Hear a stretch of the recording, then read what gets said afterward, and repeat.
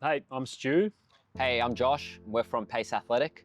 Josh is also a Saucony athlete, so he's the perfect person to be running us through the latest version in the Mutant colourway, which is launching on Wednesday, June 18th. So I think the purpose of this video will be run through the lineup, introduce, I guess, the key update in this collection, but also run through how it is going to suit different runners and how Josh will kind of fit it in his running shoe rotation. So let's start with probably Kinvara, I guess, in terms of that lineup. Tell me about Kinvara. Where will it fit in your shoe rotation? Who does it suit? Yeah, so the Kinvara is an interesting shoe in today's running realm. It's a 4mm drop, very low profile shoe. Doesn't feature a super foam like a lot of the shoes you'll see these days. It really, reaches out to that runner that just wants a very basic in a good way running shoe. No fancy plate, no foam, just something they can really feel the ground with and enjoy for a variety of runs. It's very lightweight, but enough cushioning for your long runs. So it's almost a little bit more of a traditional running shoe, isn't it? Exactly. From a few years ago. Yeah. And is it more suitable for like tempo runs rather than cruising, or? I think it is a good option for a variety of runs, but I think given how lightweight it is and how low profile it is, that 4mm pitch is definitely suiting someone who wants to have a bit of an up-tempo run. There's something to be said, I think, about doing up-tempo runs in non-super foam and also unplated shoes. You know what I mean? It gives you the... Definitely. Then when you're able to put the, I guess the next shoes we're going to talk about on, you really get the benefit of the foam and the plates in them. Yeah, in something like the Kinvara, your legs, your feet are doing the work, which is, going to get you stronger for race day. So that's the Kinvara. I guess let's chat now Endorphin Trainer. It's probably going to be the natural progression in terms of what we've got here with us. So on the colorway, obviously Saucony first launched the Mutant colorway back in 2000, so 5 years ago. So it is cool, and at the time it became very collectible. So it's cool to see it making a return now. But the Endorphin Trainer also, I guess, a relatively new shoe in the lineup. And I think can be confusing where it would sit and how people are going to work it into their running shoe rotation. So you're probably the perfect person for this, but how does the Endorphin Trainer for you fit in amongst such a good range of shoes?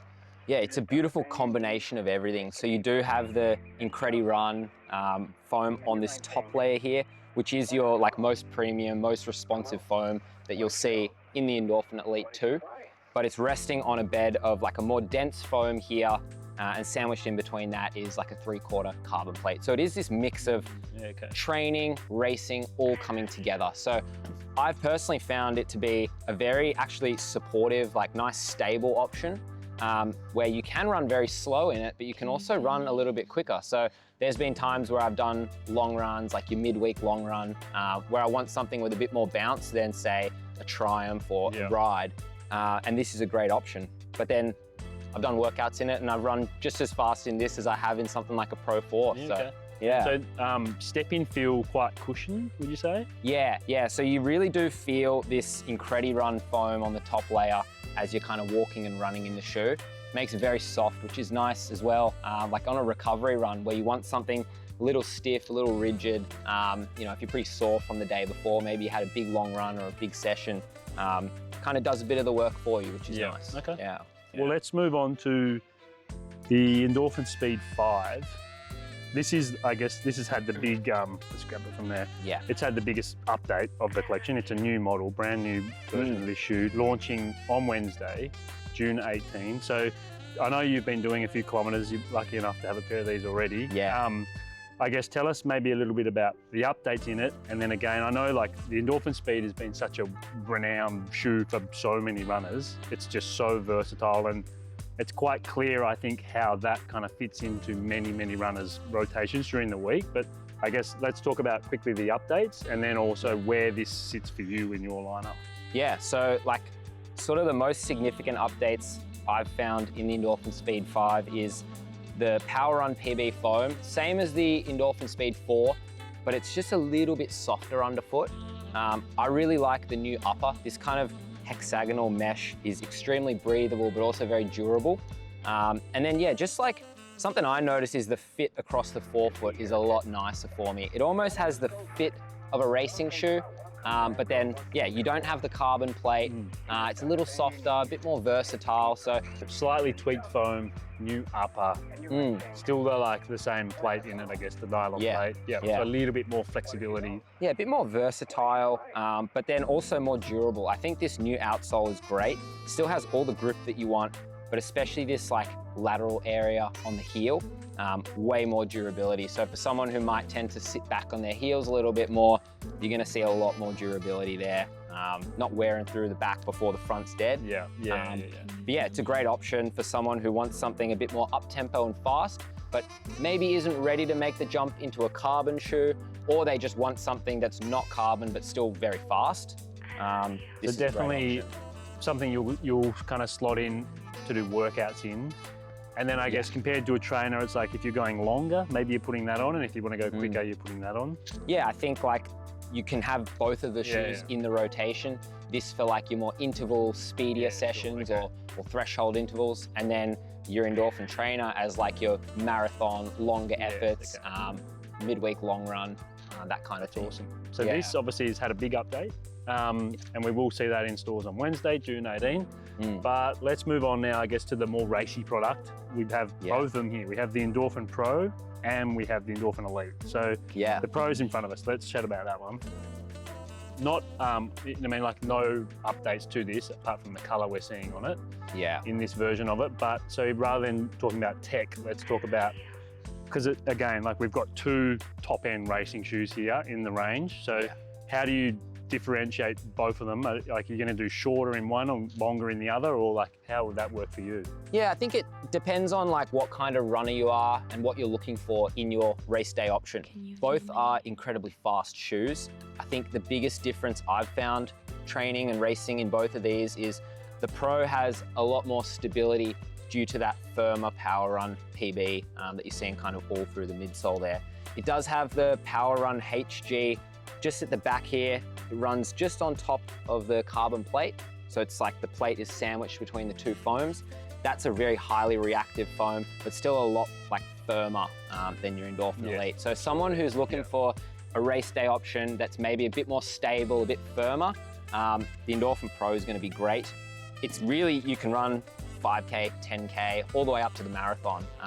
It is kind of designed to complement the Endorphin speed. It's like you can train in the Endorphin speed, and then when you put this on for race day, it's the same sort of shoe, it's just upgraded a little bit into like more of a race model. A bit more finely tuned. Yeah, and then this one here is... The Endorphin Elite. Yeah. If you haven't had this in your hands, it is unbelievably soft.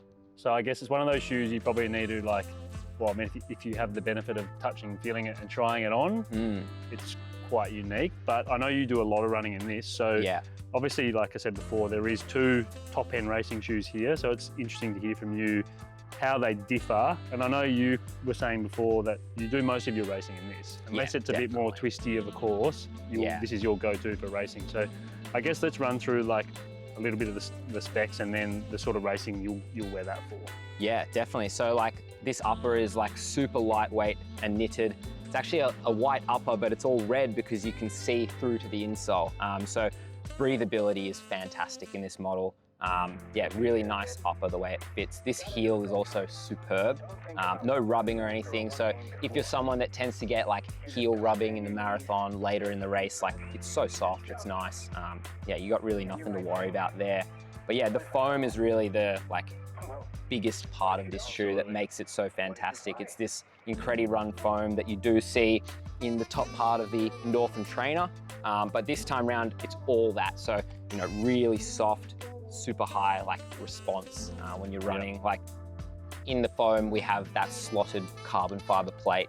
Pretty aggressive in the geometry. I think that's probably another difference between the Elite and the Pro is it's a lot less aggressive in the Pro, and in the Elite, it really does kind of push you onto your toes. But when that's combined with that foam kind of really compressing and bouncing back, it just makes for a super springy shoe. I've noticed as well, I don't pull up as sore from races when I'm wearing this, and I think that probably has something to do with the fact that foam is so absorbing and like shock-proof. I don't know what the word is for that, but yeah, it just feels so comfortable, you know? often you think of like an aggressive racing shoe and you think, well, it's very fast, but I might pull up more sore from that. But with this one, you're kind of recovering quicker as well, which is really nice. So I think the Endorphin Elite for a lot of runners out there will probably gravitate towards this for halves and fulls, maybe a little bit longer because of that cushioning. And then as you were saying before, like there's some really big differences between the two models. So again, both kind of top end racing product, but will feel very, very different under your foot. So it's probably one of those shoes that if you've got the opportunity to put them both on, see what you like the feel of, firmer, not necessarily more responsive, but that firmer, poppier sensation, and then obviously a lot more cushioned and explosive, So there you have it. That's the Mutant collection launching again 5 years later. And you've had a rundown from one of Saucony's athletes here, so he knows the shoes inside and out better than anyone else, but the whole collection is available in just a couple of days, June 18. So if you like what you see, if you're still waiting to get into a pair of Sauconys, from this range, then come and buy any of the Pace stores and we'll have this range available for you to try on, have a look at. Thank you.